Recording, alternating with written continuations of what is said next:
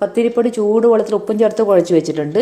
തേങ്ങ, പെരിഞ്ജീരകം, ചെറിയ ഉള്ളി ഇവ ചതച്ചതിൽ ചേർത്ത് കുഴച്ച് വെച്ചു.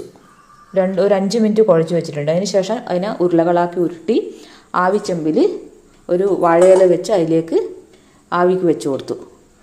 ഒരു 7-8 മിനിറ്റ് വെന്തതാണ് ഇപ്പോൾ നിങ്ങൾ കാണുന്നത്. ആവിയിൽ വെന്തിട്ടുണ്ട്. ഈ അത് തണിയാൻ മാറ്റി വെച്ചു.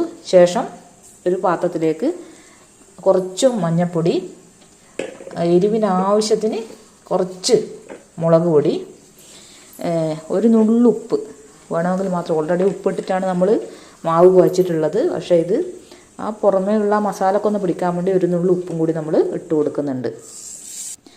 വേണമെങ്കിൽ ഉപ്പിട്ട് കൊടുത്താൽ അത് ശേഷം സിമ്മിൽ വെച്ചിട്ടാണ് ഇതെല്ലാം ചെയ്യുന്നത്. അതിന് ശേഷം നമ്മൾ ആവിയിൽ വെന്ത ഉണ്ടകൾ